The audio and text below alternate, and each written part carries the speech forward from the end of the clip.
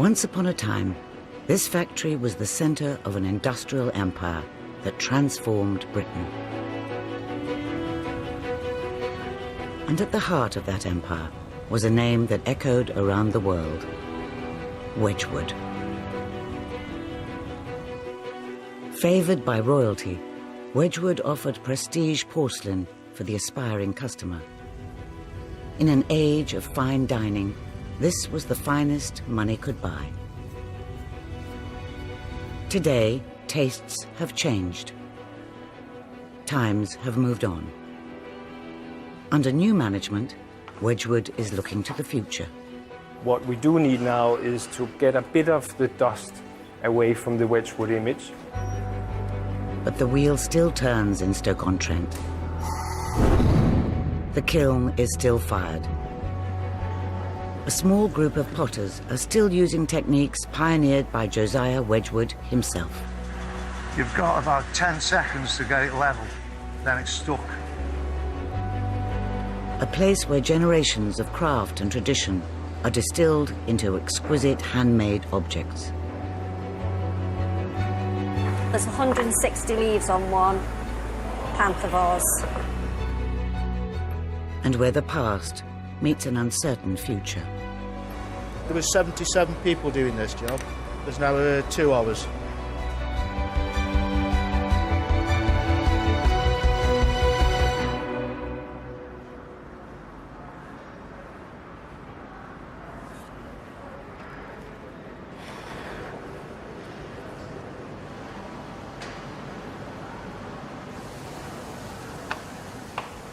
Amongst the plates, the cups, and the teapots, something more lavish is beginning to take shape. The iconic jasperware that Josiah Wedgwood introduced in 1775 made his name famous the world over. Nowadays, the same methods are used to produce one of the company's most exclusive pieces: a panther vase. Based on an original 18th century design, this £4,000 showcase object is a luxury slice of high-end heritage. The sort that helped the Wedgwood brand become a byword for Britishness. And it doesn't hurt to have a royal seal of approval that stretches back to the 1760s. Today, the warrant is proudly displayed. This is, after all, the company that made the plates for the Queen's coronation banquet. The panther vase is the culmination of over 2 centuries of bespoke craftsmanship, of skills honed over generations, handed down from potter to potter, figure maker to figure maker, turner to turner. But it all starts with a lump of raw clay.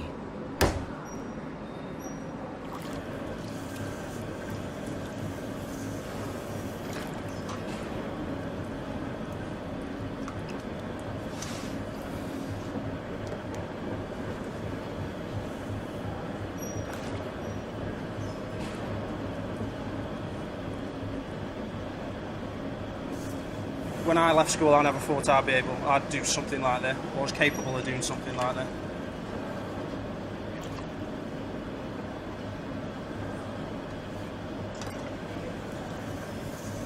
They've tried different ways of making vases and it's never worked. This is the best way you'll ever do it. It's the most challenging way as well.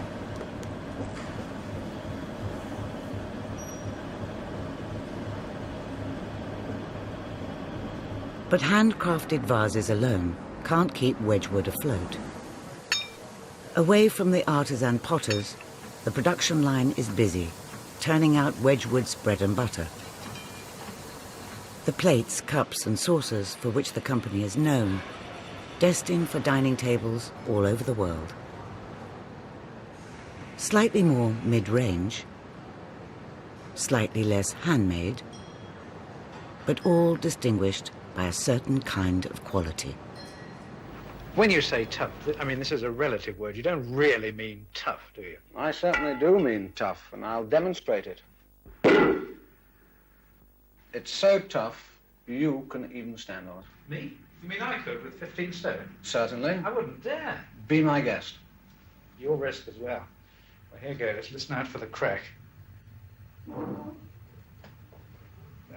safe as the Rock of Gibraltar.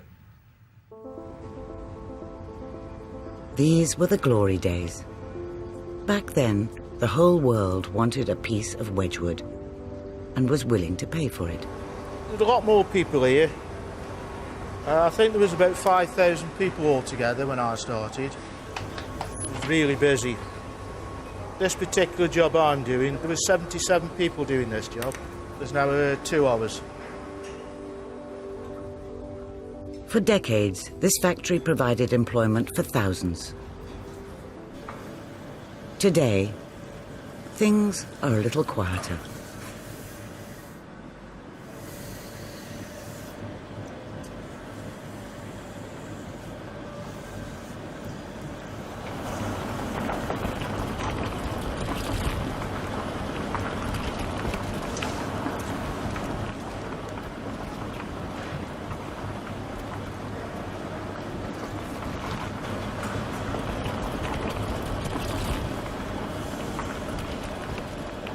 This pant of ours, it's quite a big job. There's a lot of things that can go wrong with it. The slightest little mistake and we've lost it, you know.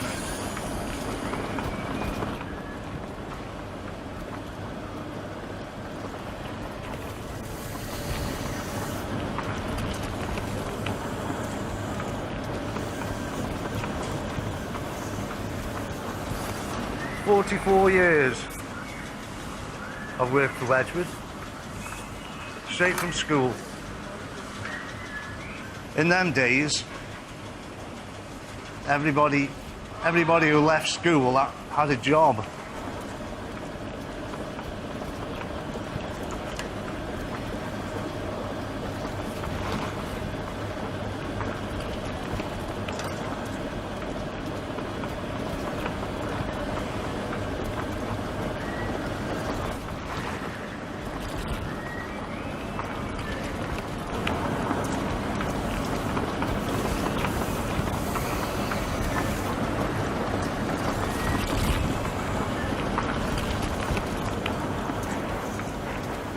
Inspired by the vases of antiquity, jasperware is the product of years of careful experimentation by Josiah Wedgwood in the 1770s. The result is a fine-grained, unglazed stoneware which became the firm's trademark. It can be made in 2 ways, either coloured throughout or, as it is today, sprayed with a surface coating. Later, this will allow the turner to carefully reveal the base colour beneath. It's a process which requires years of training and experience to master. Painstaking and labour-intensive, these skills are becoming increasingly rare in an industry undergoing rapid change. We don't know how long the pottery industry here is going to last, really. So, I mean, it's been okay for me, but will it be all right in another 50 years? Nobody knows, you know.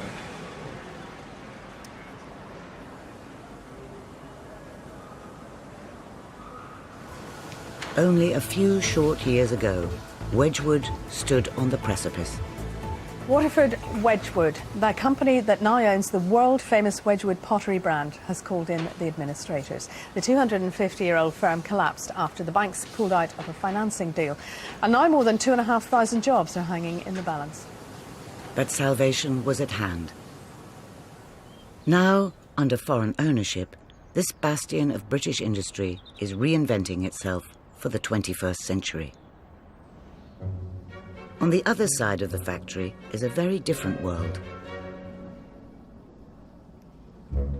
One that is less about manufacture and more about taste and luxury, with a decidedly British flavour.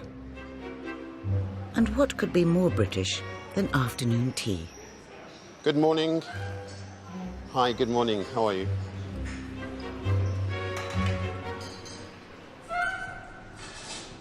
Under the careful eye of hospitality manager Mike Keane, a new kind of Wedgwood is emerging.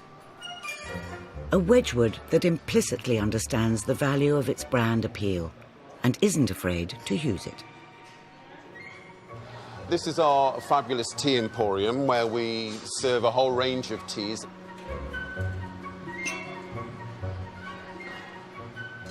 We generally have lots of groups. Today we've got a group of 21 arriving from Japan. Wedgwood in Japan is such a big thing. I mean, they love it, they adore it. Of course, they shop. We had a group quite recently, and they were late for lunch because they were too busy shopping. But that's not such a bad thing either, because they spend a lot of money. It's not unusual for us to have a £2,000 or £3,000 sale, and, you know, who's going to argue against that? It's not just teacups and saucers these tourists are buying. It's British tradition, heritage, craftsmanship. The reality is that much of Wedgwood's output is now made far from home, in Indonesia. In Stoke-on-Trent, the skills on which this company was built are now part of an experience. Something to visit and photograph.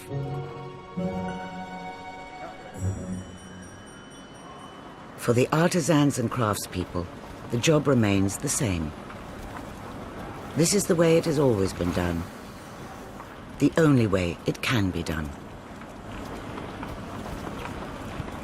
Once it's got another colour on it, you can't separate the colours. So just have to be a little bit careful with this.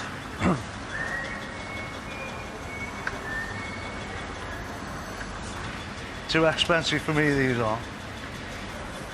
You think the company would let me have one, really, wouldn't you? So it's come from that to that, which took a long time, but we got there.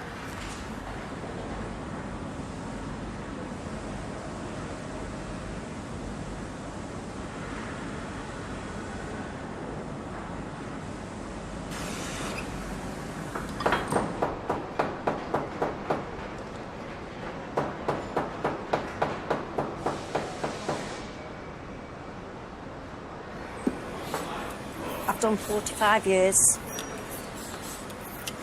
and I've done figure making all the time. I roll the clay, knock it in, press it up on all the moulds. You occasionally make mistakes, but it's not very, very rare. It's more patience than anything because it's such a tedious job. There has been lads doing it, but they've never stuck it. You do it for a bit and say, that's it, it's too much like hard work. Cut the excess off.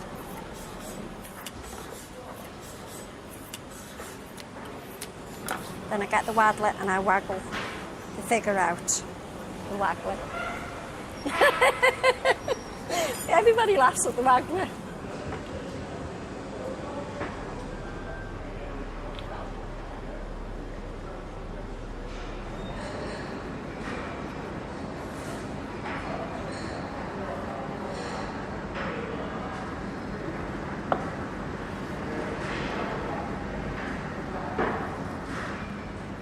The process dates back to 1764.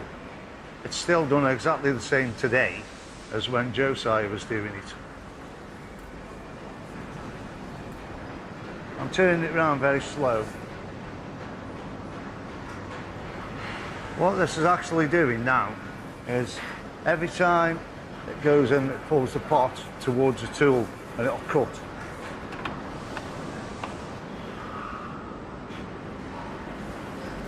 So it's shaving away and eventually it will cut back down to the base.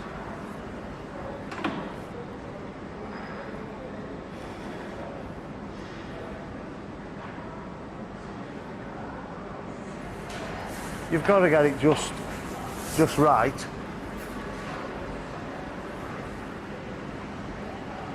Sometimes it will cut where you don't want it cut. So you have to adjust the tool a little bit, you know.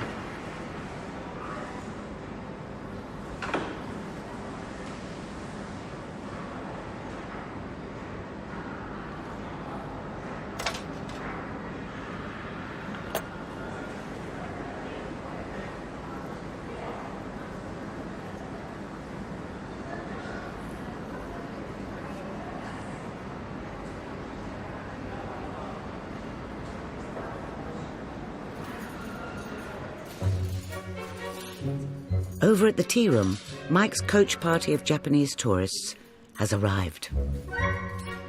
Hello. You have afternoon tea? Yeah? If you'd like to come on through. Hi, it's just through here. This way here. More often than not, they've only got about an hour with us. So we want to make sure that for that hour, they're sat down and able to enjoy the time with us. Usually when they arrive, the cameras are out sort of immediately and they're taking photographs. So, yeah, it's big for them. I often get referred to as the flamboyant man, which I'm not sure if that's a compliment or not, but I kind of take it as a compliment. Hi, is everything okay for you? Yeah, all good, good. I worked in theatre for about 15 years, yeah, which I enjoyed immensely, but I think instinctively I felt a need for change. You like more tea? Certainly, yeah, absolutely. Would you like any more tea? It's certainly a touch of theatre. You're here on show. I think we're like swans. I think on the top we just keep smiling, but underneath we're paddling away like billy-o. The concept of afternoon tea is, it waned at one point. You know, coffee shops became very, very popular and the world of tea sort of declined slightly, but afternoon tea's become very, very popular again. Because it is high-end, it is luxury, it is quite special and quite unique.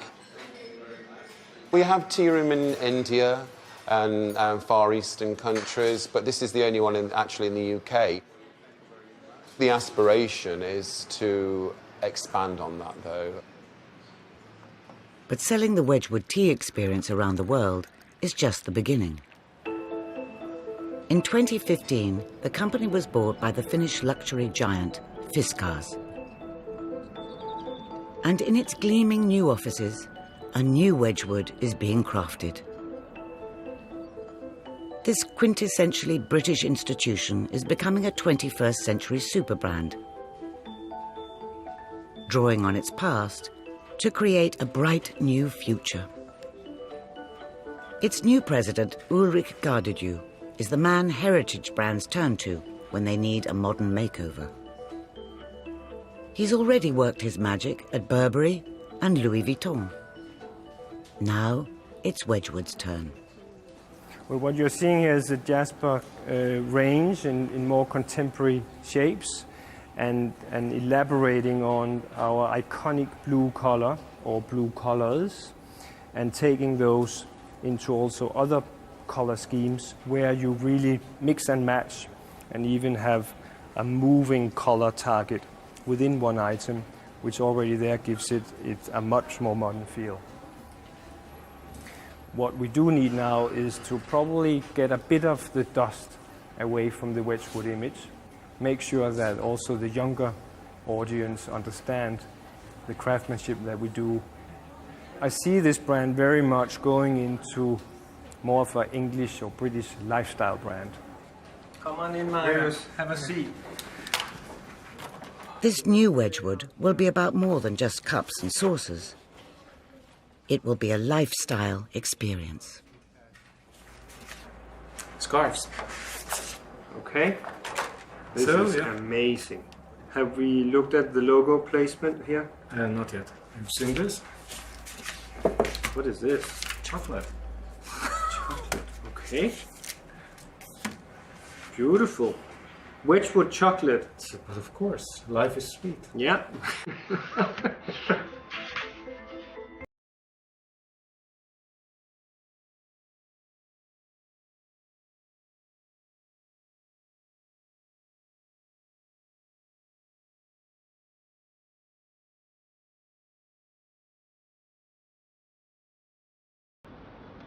But for the workers on the factory floor, The question is, how long can this craft last? Children today, they don't seem to want, like, hands-on.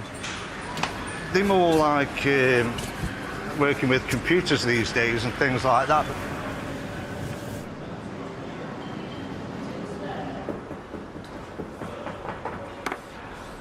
We've asked for trainees, but they come for a couple of weeks and then say, no, I don't want it. They'll have to bring somebody in before long to train up. We're all getting on. If Wedgwood wants to keep its heritage at the heart of the brand, it will need to create a new generation of artisan potters.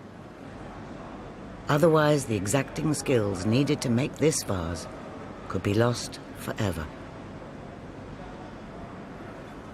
You've just got to concentrate on getting the right shape and all the right sizes, because everything's got to fit together, so it's got to be really spot on.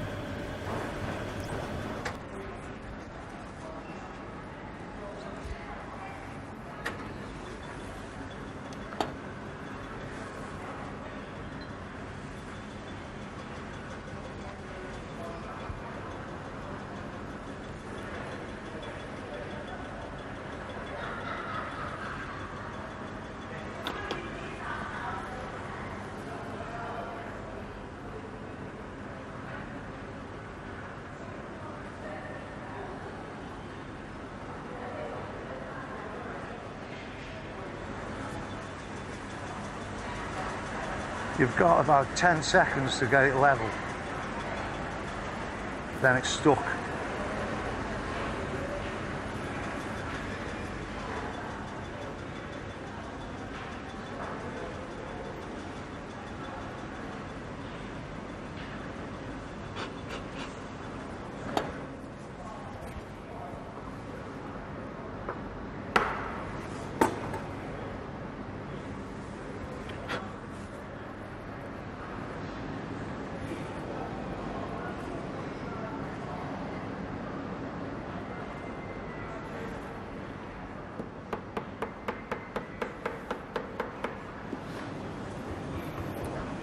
Got to be spot on, because you can't leave any fringe nor creases, whatever in them. There's 160 leaves on one panther vase. Then I put them on a damp mat, and that's where they'll stay till the ornamenter uses them.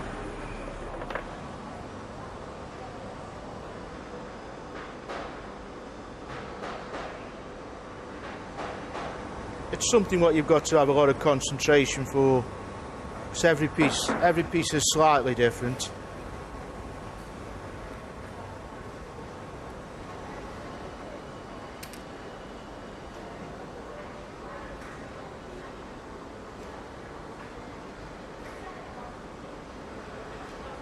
If the ornaments are a bit drier than the piece of ware or vice versa, when it dries out completely, it'll crack and come off.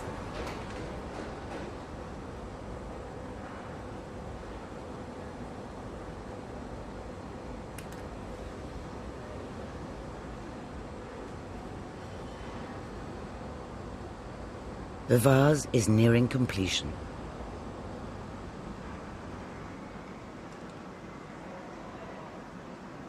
The panther figurines that give the piece its name are cast in liquid clay and attached. For Josiah Wedgwood, this was the neoclassical design that would become his hallmark. A touch of antiquity for those who couldn't quite afford the real thing. Then, as now, the final stage of the process was the most risky: firing. It was done in the bottle ovens in the old days, with coal and straw and everything. They'd fire it up, maybe for a lot longer in those days, until they thought it was ready and then pull it out. It'll fire at 1180 degrees for 18 hours, and then it'll cool down for about 12 to 14 hours, and it'll change colour as it's firing.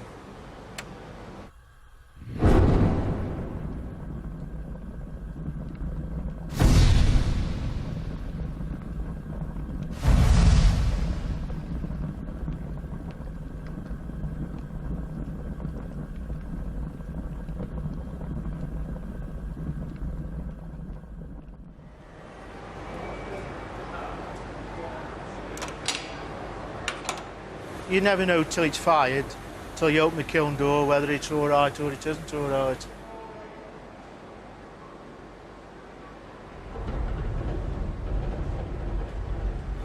When it's right, it's a very good feeling.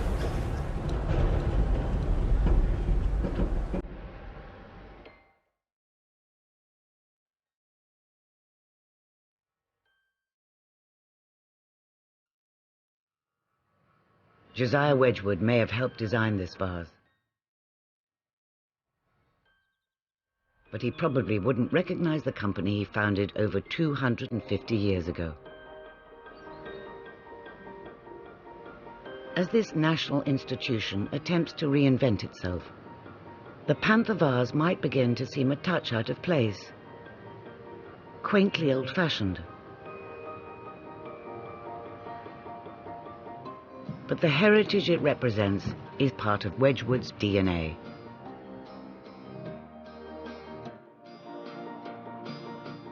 It's a physical link between the past and the present. Perfect for the kind of customer who wants some British prestige on their well-appointed mantelpiece. For the artisan potters, continuing a tradition that goes back centuries, it represents something else. The simple knowledge of a job well done. There's no room for error. Everything's got to be perfect. It's a good achievement. When you see them on the shelf, I always think, you know, I did that.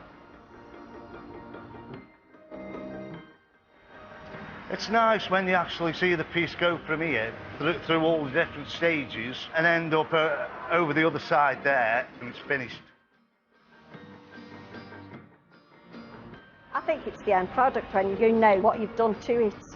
You know, then my figure's on there and it's going to be sold anywhere in the world.